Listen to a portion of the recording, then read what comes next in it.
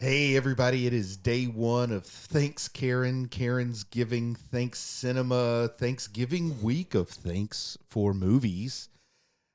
Do you like that very short name I came up with? Yes. All right, and the movie that we're watching today or that we're reviewing today is Son-in-Law, Buddy.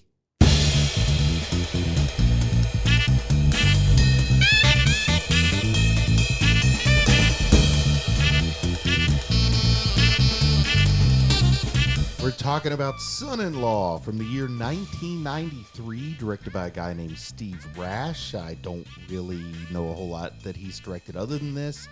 And also the movie was written by three people whose names I didn't recognize. But it's got some star power in the lineup because it is starring none other than the Weasel himself, son of Mitzi Shore, Pauly Shore, and Carla Gugino of Watchmen fame. I didn't remember that she was in this. Did you remember that? I didn't remember that she was in it, but And I don't think she looks that much like she does now. Back when she was young, either. I mean, I she don't know. looked like a kid. I mean, here. she looked like a baby, but like when her hair was darker, I still think she looked a lot like her older self. She It's like- aged really nicely. It's So like she went from she's- being a tween to being a MILF, and she never had no in between or something. I don't know. But this was. Were there any other recognizable stars besides Pauly Shore? Yes. And Carla Gugino. So the dad, He the was older very man. familiar, but I don't know his name. Adams, somebody Adams, I think. I can't, maybe Paul Adams or something like I that. don't know. Anyway, I don't remember what all he's been in, but he's played a butthole in like a lot of them. I like the butthole dad Yeah, or a he's- smart alecky dad. He seems like a dad type, and he just kind of had like a that guy Yeah. sort of quality around him. So he seemed very familiar to me, but I Oh, couldn't put my finger on where I knew him. Patrick Renna, you didn't recognize him? Who's that? I don't even He recognize was that in name. The Sandlot, the kid with the red hair, the catcher. Smalls. Yeah, no, not Smalls. He was the catcher. I saw some movie with Smalls in it recently. Anyway, why that's it's not funny. Patrick Renna. Patrick Renna's like really big on like TikTok and stuff now I because don't he think does I all know who those he things. is. The red-headed kid, the one that would say like he would always talk crap as he was the catcher. He talked crap to the batter all the time. Is he the one that said, "You're killing me, Smalls"? I think so. Okay, yes. when I called him Smalls, that's what I meant. Yes, I recognize that guy. Yes. He is the only member of Sandlot that he I would was easily also recognize. in like Little Giants, I think. played I the mean, brother, There's a bunch of yeah. other stuff. Yeah. And come on, Kelly Kapowski. You didn't recognize Kelly Kapowski. You didn't recognize her. Oh, who mentioned her name? Anyway, and also the guy who played the boyfriend, totally like recognized him because he was the object of like hotness in Teen Witch. Oh, Yes, the we one should that have like talked made about out with Teen Blake Witch. Lively. When we did Halloween, why didn't we do Teen Witch? I don't because that would wasn't have been really some it's not nostalgia. a horror movie. We could have done Teen Witch and Worst Witch. Worst Witch was my generation's Teen Witch. Anyway, so those were the big ones. I was the mom. The mom, I recognized her from something. She too. was like from soap operas or something, but yeah, Yeah. she was familiar. Yeah, I recognized her. And I didn't. And the grandpa. I recognize the grandpa from something too, but I don't know from what. I didn't catch it, but I did read that there's allegedly a Brendan Fraser Oh cameo. yes, he's totally in that too. In the Halloween scene. And he also- walks in when Pauly Shore walks into his room and he's standing there and he's like, and he grabs a frog off of the pineapple and he bites into the frog. Do you also remember at the Halloween party there was a guy dressed like an Indian that had one line, like a Native American? No. Oh, well, that was the other Adam Goldberg. Okay. There's an actor named Adam Goldberg, and Adam F. Goldberg Well, had to inspire a character on the Goldbergs called the other Adam Goldberg. I Well, think that's the actor that he's based I on. caught like a little glimpse of him, and it may not have been him, but there was a black guy that was also in the room behind Brendan Fraser. Like it might not have been Pauly Shore's room. It might have been Carla Gugino's room. Okay. He looked like the one from Revenge of the Nerds, the real skinny one. Oh, I know who you're talking about. Yeah, I feel like he was like Yeah. kind of in the background, as like That's he didn't Phil have Burton. a line or anything. Is it Phil Burton? Lamar Burton. LeVar Burton. No, it was Phil not LeVar Burton. It's Phil Burton. Yeah, it was somebody else. I don't know. Anyway, I gotta have to look up that guy's name because I just called him a lot of weird things, and I now apologize because I'm making up names. Phil Pretty LeVar. sure It was LeVar Phil. It was Burton LeVar was not in Phillips. that. It was Barton Finkelstein. Anyway. Okay, this movie was made for a budget of $8 million, and it cleared a box office of $36.4 million, which is not bad for a flick like this. I think he had more of a cult following after. Yeah, and I mean, it made a profit. They made it pretty cheap. $8 million's like a nice little stamp and put it out there. That's a nice little return on it. Was it after Encino Man? Yes. So that's probably why, like, they had Brendan Fraser in there. And you know, there are some movies that it's like they'll make a franchise, like with horror movies, where it's the character that is the murderer that they build on, or the killer. But you know, there's also these movies where it's like Pauly Shore was a franchise for a while. There was that Jury Duty, in the Army Now. It's like he came out with one a year because they kept making money until they didn't. Yeah, but his character's name wasn't the same. No, because it was a different approach. The franchise was like this actor who kind of does the same stuff in every movie, but like Ernest. Yeah, okay. Only instead he would have a different name, but it's still Pauly Shore. Yeah. Nobody forgets for Crotch. a moment. Yeah. Crawl. I know. Well, before we go any further, I have to warn everybody that I'm a spoiler kind of guy. I'm going to spoil this 32-year-old Pauly Shore film that if you haven't seen it by now, there's no surprises in this thing. I mean, really, there's not. But if out of an abundance of caution you don't want to watch the rest of the video, I really don't care. I'm not your dad. Now, I think I nailed the synopsis on this one. So I'm going to ask you to help me by just applauding loudly once I finish this beautiful synopsis I came up with. I've had much, much longer to work on this one than I did during the Halloween one. We had a little advance notice, so here you go. Prepare to be wowed. A college freshman brings a SoCal friend to a Midwestern Thanksgiving. You like it? Am I nailing it? Yeah. The more I do these, the better I get, baby. Just think someday I'll be able to quit my job and work for IMDb just writing synopsises all day long. How much do you think they pay per synopsis? Probably not much. I hope it's $10,000. Yeah. Because a synopsis is worth $1 million. Yeah. No. Every movie I write a synopsis for, another $10,000. Before you know it, we'll be the third richest people in Huntington. All right. So did you have any college friends back in your days in Chapel Hill that were kind of on like the 7-year plan? Because I did know somebody, and you've met her, who it took at least 7 years to finish undergrad. I did not know anybody when I was in college the first time on that 7-year plan, but I feel like I know people the second time around that was on that 7-year plan. When I went back to art school, definitely knew people that were on that 6 and 7 year, whatever, that I regular old Van Wilder. The Van Wilder, but Crawl came before Van Wilder. Of course, Crawl, the name of Pauly Shore's character. Yeah. You know my friend Jenny, who's a lawyer, lives in Connecticut. Yeah.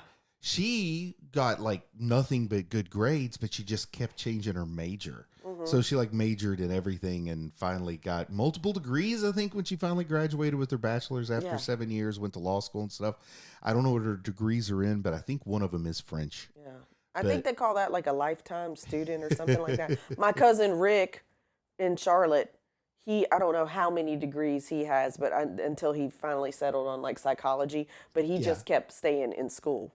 Like, I think he stayed in school for like 12 years, but it was like undergrad stuff that he just kept getting. I was in school for 12 years, but undergrad was only 4. Yeah, but you kept going. Like, you would go and get like an upper degree, and he was getting more like bachelor's degrees.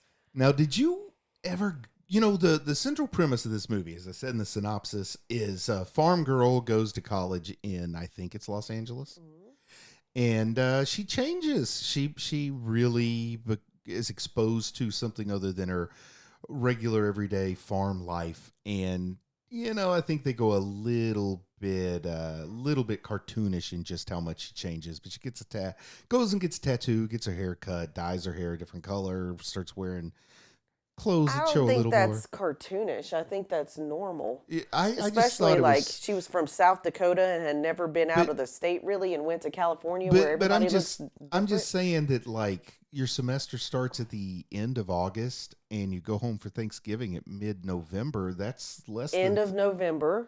So you think in 3 months she would do that much? Yes. Okay. Well, there are some people that go through some changes. I mean, she was struggling at first, and she said that she was wanting to go home, and then she got to know this Crawl guy where he was like, my first semester, this is what I looked like, and then And and then he changes. He's the one that took her to all these places and and it's also got a told her to little be more her. it's also got a little country mouse, city mouse going on because Yeah. when she first gets to LA, she's homesick and out of place, and it's Crawl that helps her get acclimated to the city. And then she returns the favor. She takes Crawl back to the farm, and well, maybe she doesn't have as much success getting him acclimated for the sake of I don't comedy, know. but it's the same idea. He turned into a farmer by the end, but he was an eccentric farmer. I loved it. Oh man, did you ever go to another family's house on Thanksgiving during college, not counting like significant others? I'm talking about like I could not imagine that I would be Like to a friend's house. yeah, it's like, hey, Thanksgiving break, come back to this out of state place where I live and spend all Thanksgiving with me, who you've known less than 3 months, and my parents, whom you've never met. I did not, but like the people that I was around at the time, all had places to go. I mean, they went home. They went home, and so nobody, like everybody, kind of went their separate way. And plus, it with it being our freshman year, Yes. you were still sort of connected to the people that you went to high school with. Yeah. Like she was a little different because she lived pretty far away. I mean, she couldn't just get on a plane. I mean, I guess she could, but it depends on like how much money her family was willing to spend on her flying back and forth. But it made it feel like this was the first time she had come back since she had left because they drove her there. But because she lived halfway across the country, it was a little harder for her to get home.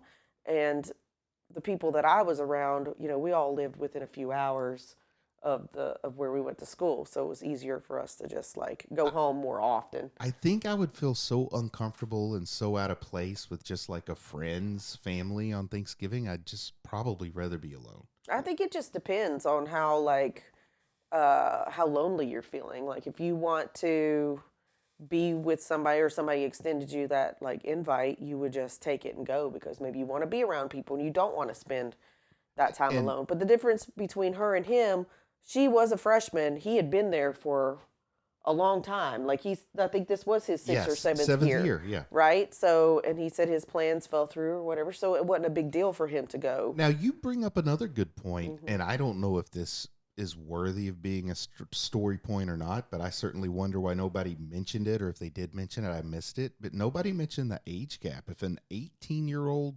daughter's bringing a 25-year-old guy home for Thanksgiving after only being away from home for a couple of months, Yeah. would that raise your eyebrows if you were the parent? Yeah, a little bit. And was he really that much older than her? Was he 25? Well, he had been in college 7 years. Is that what he said? Yes. Okay. He did say 7 years. Now, for all I know, it's like Real Genius, and he started at 14 or something. But I'm just going to I don't say think he's so. 25. Yeah. Yeah, I think they would be kind of like weird about that. But she was an adult too. But I mean, I don't know how to do things there in South Dakota. Maybe, Also, 25 is not much of an age difference between 18 and 25. and what did I at say? the time. 1993. Is Yeah. that also in 1993? Your daughter brings home a guy, and she already has a serious boyfriend at home. Mm-hmm. And she's like, "Yeah, this is my best friend from college," and he looks and acts like Pauly Shore. And did anybody like? Should there not have been a general Midwestern assumption that this is her new gay best friend?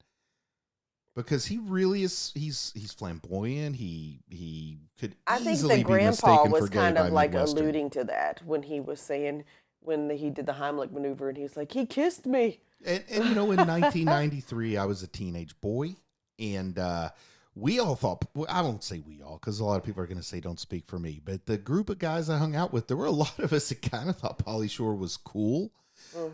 We didn't see any gay coding there at all. Not that it matters if it were or were not there, but at the time we were a little too insecure to have gotten behind somebody if we thought they were gay coded. I'll just be honest. It's not like I am now where I don't care about those things. I was Right. insecure back then. Why did we miss that then? Was it just that different culturally in 93? Were we that more open to like a little bit more flamboyant dress and stuff? I know that I would wear stuff in 92 to high school that were women's shirts. Nobody made a big deal about it. I think we just didn't talk about it.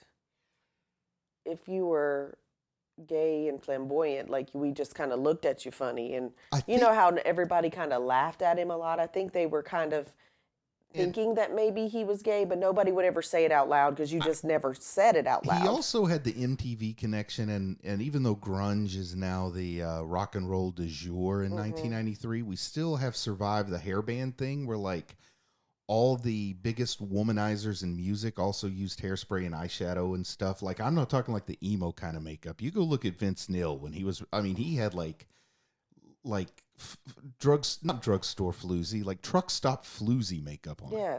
So Well, and at Halloween when he was dressed like the Chiquita Banana girl and he was Yep, very yep, drag yep. queen looking, but nobody really said anything about it because it was Halloween, But then also some of the clothing styles that he was wearing when he was out on the farm. Wasn't there one where he was wearing heels? Didn't he say something about his heels were higher than hers or something like that? he had cowboy boots with high heels. Yeah, on. yeah, something like that. So I think it's just like these little innuendos, and we kind of understood what they were saying, but I think back in the day we were kind of like nobody really It's talks like about it. there was a little window of resurgence into what I would call like that glam rock David Bowie androgyny, where I think people were like not uptight about it, I guess is the Yeah. right way to say it. But Well, watching and- it this time, I just thought if this were released now, I could imagine. Well, there was no social media back then either. So there might have been a million people thinking awful, hateful, horrible things. They just said them in private instead of posting everything they think to the world.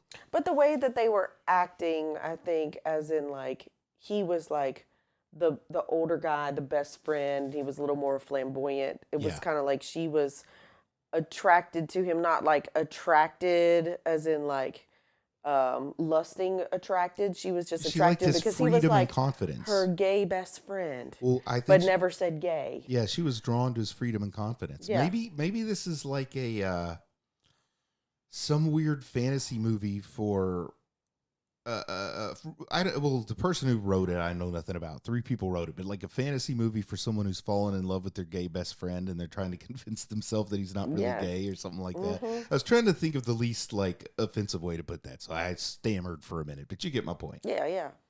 Do you remember the first time you saw this movie? Like, do you remember it being advertised on TV? Did you get excited to see it, or did you watch it because there's nothing else on? I'm absolutely sure I watched this on a rented like VHS, DVD, like not DVD, VCR, VHS tape.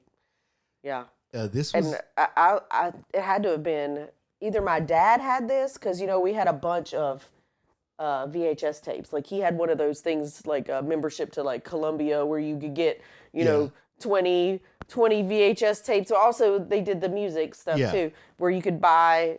You could get them for like a penny a piece as long Yes. as you promised to pay full price for 3 of them or something like that. I'd say most My folks are pretty dad- familiar with Columbia House. Yeah, so We've he all had done a it. ton of those. So I know we had like Encino Man and Son-in-Law. And, like I can see the cover. I can see the cover of this box in my mind. Like that's how much we watched it. Well, after Encino Man, my friends and I were so high on Pauly Shore. This was Drive to Hazard watching the movie theater. Oh my goodness. Yeah, I Like, saw this We in the didn't. movie Well, of course you did.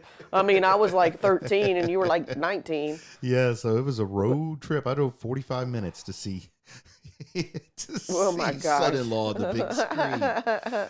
Oh boy, and I think I don't know when it was released, so I might have my memory all twisted, but I know it was home from my freshman year of college, or no, it was my sophomore year. Home from my sophomore year of college, and it might have even been over Thanksgiving when I went to see it, but it might have been summer. I don't know. Yeah. So, do you think there were many laughs in this movie, or was it just amusing? Like, did you have any times when you really laughed out loud? Because I'm going to tell you that I really enjoyed this back in 1993. This time around, the jokes just didn't make me laugh. Oh, I loved it. It was as if I was watching it for the first time again. Oh, And really? It made me like really nostalgic. I don't know what it is. It was just something about like watching that movie. And I texted you. I said I had forgotten how much I had loved that movie, and I think it's just because Pauly Shore is just so like he's so outlandish. But then also like Patrick Renna, I think some of the little things the little brother said to her, and then the way they were fighting with each other, that those things were funny. I think kind of the way that Theo treated him though was like really mean, but I think about that now. But back then I was kind of like, that's funny. But I mean, he just, I don't know. I thought it was just silly, but I laughed. I mean, I caught myself laughing out loud. A lot of the visual gags, the physical gags, like just somebody doing something stupid never has made me laugh a whole lot. Seeing Hmm. somebody gets hurt, that doesn't make me laugh. But I like the Jackass movies. I don't laugh at them, but I enjoy watching them. I just didn't laugh as much this time around, and I didn't necessarily remember all the details or anything. I think I've just soured so much on Pauly Shore that I couldn't go into this without taking my own bias in with me, maybe. Yeah. Were there any parts in this that actually tugged at your heartstrings? Like, this is that time of year when you think about what you're thankful for. You think about family, you think about friends, all that sort of thing. Did this one tug at the old heartstrings? I think there were moments where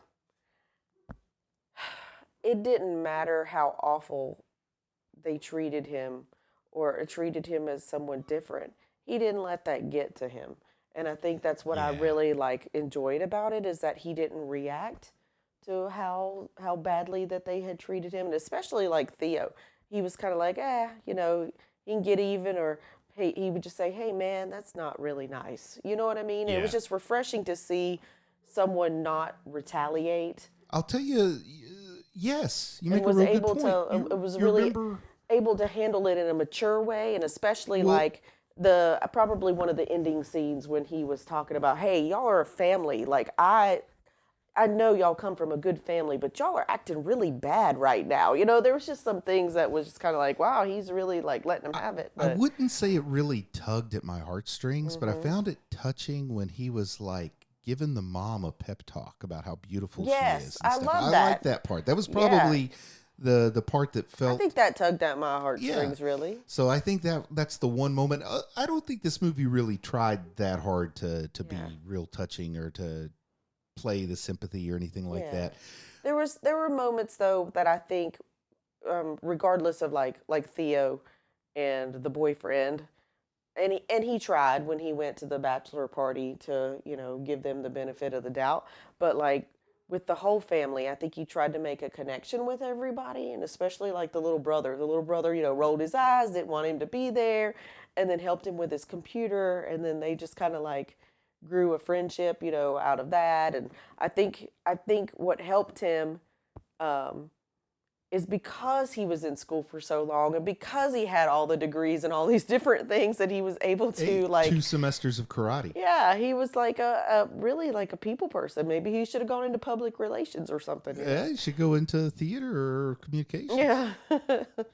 Now, there's no holiday in America that is more defined by the food you eat on Hmm. that day than Thanksgiving. So, for all these Thanksgiving movies, I'm going to be asking you how the food is. So, how's the food in this movie? We only really get the one big spread, but it's on a farm. It's country eating. Yeah, we just get a glance. I can imagine that the food is pretty good because it's probably not just cooked with love, but like with lots of lard and butter and all the Yeah, good like it's like hard Cracker like Barrel takeout 7 days a week. yeah, but it's more home cooking and not like commercial. You know what I mean? I think Yeah. everything was made from scratch. I mean, they probably grew everything, or most everything. They plucked their own turkey. I mean, everything is fresh, and I think it would probably was going to be an amazing You know meal. what? We should pluck our own turkey this year. I don't think so. I would just say I'm disappointed that they didn't show more of the food, more scenes around the table. This movie just begs yourself for a couple of good dinner table scenes and show some of that food coming out of the oven. I think they could have done better on that part, especially with all that harvest just happening and Yeah, you have some big public gathering where everybody's bringing their pies and stuff. They yeah. they missed the opportunity to really showcase the food Or in even this. Pauly Shore like cooking something to showcase that, hey, I took a semester, I majored in cooking for a year or something like that. And just because there's not as many Thanksgiving movies as there are movies dedicated to other holidays, other times of the year, other events, I just want us to make sure we point out the Thanksgiving tie in each one of these that we watch. And I guess it's pretty easy here. The Thanksgiving tie is they're going home from college on Thanksgiving Yeah. break. I think that's a pretty relatable Thanksgiving tie, don't you? Yeah. I mean, Well, that's and at first too, so when I was in school the first time around in like 2002 or 98 to 2002, yeah. um, our Thanksgiving break was just Wednesday to Friday. Oh, But really? yeah, and because we had a fall break. So because we had a fall break, we didn't have a full week off, and we Yeah. would get off for Christmas, for a long time. But we went back to school like earlier in August than most of the kids here. So this one, it was unusual to me when I was thinking back to 93. Was that a Yeah. normal thing for a school in Southern California to take off the entire week of Thanksgiving? Because when they came back, they said they were coming for a week. It took them a long time to get to Thanksgiving Day. I didn't you get a week off at Marshall around Thanksgiving? We did, but that's like a newer thing. That's why I Oh, didn't know. because in '93 I got That's a week what I'm off in saying. From Thanksgiving. like 98 to 2002, we did not get a week off. Okay, We were well, in- only off Wednesday to Friday, in Wednesday, Thursday, 90 Friday. in '93 I got the whole week of Thanksgiving off, but there was no such thing as fall break. It was called fall break the week of Thanksgiving. Yeah. No, we had a fall break. Kind of like what they do now, but now they have a fall break and they have the full week of Thanksgiving off at Marshall. So, what's your most memorable moment in the Pauly Shore Classic Son-in-Law? Oh, I have to think about that. Well, I don't. I think my most memorable moment is probably when he starts driving the harvester willy-nilly through the corn. Yeah, okay. I've always wanted to do that. Anytime I see like a big field with any kind of crop that's uncut, I think how fun it would be. Like instead of doing it in a nice orderly fashion, I would love to just go figure eight, donut. He Just didn't think it spell was my a big name in it. deal too. He was like, just let Yeah. me put this cassette tape in, and it's not playing. Oh, let me turn it on. Oh, let me put it in drive. I would have no idea how to operate a harvester, but I Well, would love to just go wild in a uncut I cornfield. had forgotten what happened after that moment. Like I remembered he got in the harvester, but I couldn't remember what happened after that. I was thinking, oh God, he's going to run into the house because he was just slowly coming out and it was being, Yeah. uncovered or whatever. Okay, so probably one of my favorite moments was when I think it was like the day after that they were Okay. that Theo had tried to really sabotage him Yeah. on the farm, and he fell in the mulch and he got the poop all over his face, and then he had to like That carry was the nice. grains up there. I think probably the thing I remembered the most about being on the farm was when he put those rollerblades on and he had the sacks of grain behind him and then he cut them open and he went wee and just went down pretty like the good. thing, and it just like spilled out, because that just seems like he had some life experience there. I feel like he learned how to take some of his hobbies and interests and just turn it around and made it easier for himself. And he wasn't going to let anybody like take him down or tell him he couldn't do something. So, who was the best character for you? Was it Crawl or was it the girl? I don't even remember her name. Was her name like Jessie or something like Sure. that? Jenny? Might have been- Sure. Oh, jeez. Anyway, I really liked Crawl because he was super eccentric.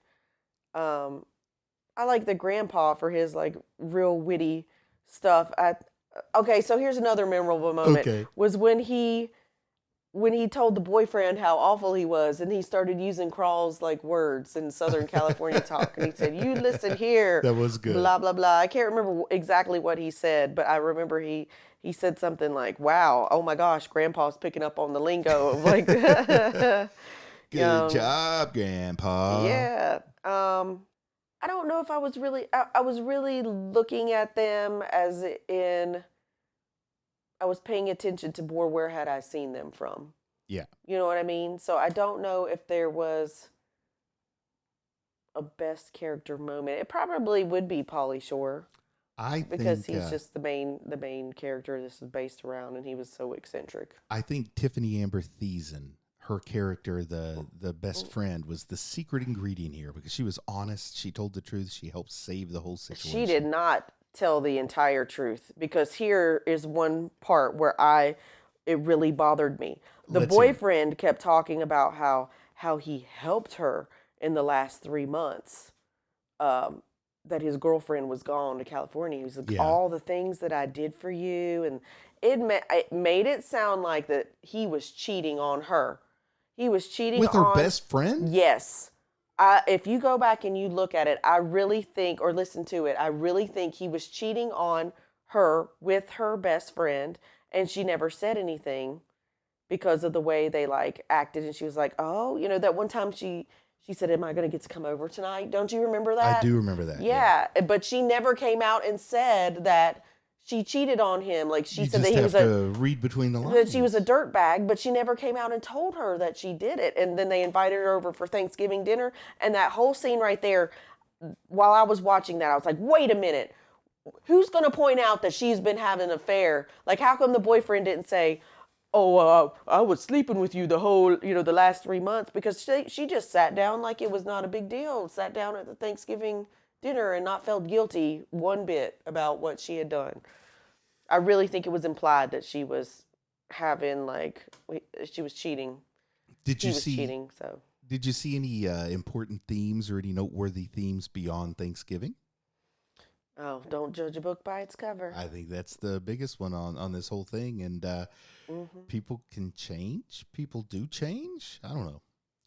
So beyond that, I'm going to ask you now, what is your thanks grade? Like, how much Thanksgiving spirit does this movie have? Not how good is it, not how bad is it, but we're trying to sort out those movies that just happen to take place on Thanksgiving from those movies that can convey the spirit of Thanksgiving. So what's your thanks grade for Son-in-Law? I give it a B. And I think it's because, like, even though it doesn't, it's a Thanksgiving movie and it doesn't revolve around the actual day of Thanksgiving, I think a lot of it is talking about, like, be thankful for Yeah. what you have. Because he got he got invited to this family's house, and, like, it didn't really talk about much about what his family life was like, and it sounded like it was really bad. And I feel like at one point he said something about maybe how they argued a lot, and that he could tell that they were a really good family and that they really loved each other, and the way they were treating each other was just really bad. And yeah, so I really think it's, be thankful for who you are and what you have and the life that you live. So I and think, for others and the generosity of others and stuff. So I think for me, I'm going to give it a C. I feel like Thanksgiving's just more the excuse to get Pauly Shore out to the farm. nah. I really don't think they talk about where is your Thanksgiving spirit. Remember what you're thankful for. I think they imply that though. Okay, I just didn't pick up on it. That's all. Now here's the score that matters. How many turkey legs are you going to give Son-in-Law? You loved this movie, but will you give it 5 turkey legs? Only you can answer that question. I don't think I'll give it a 5. I'll probably give it about 4. I think it's because it's hilarious and I love it. Like I think it's more of a nostalgic type thing. So. I think I'm going to give it 3 turkey legs. Yeah. There's nothing wrong with it. It's fine. There's not a lot of movies to choose from around Thanksgiving, so this is as long as you're watching more than one, I wouldn't make this the one, but it's fine to tack on with a few others. So I'm going to give it 3 turkey legs, and I think that's all we have for our Son-in-Law talk, isn't it? Yeah. So until next time we talk to you, just remember what you're thankful for, and if you can't remember what you're thankful for, ask somebody to remind you.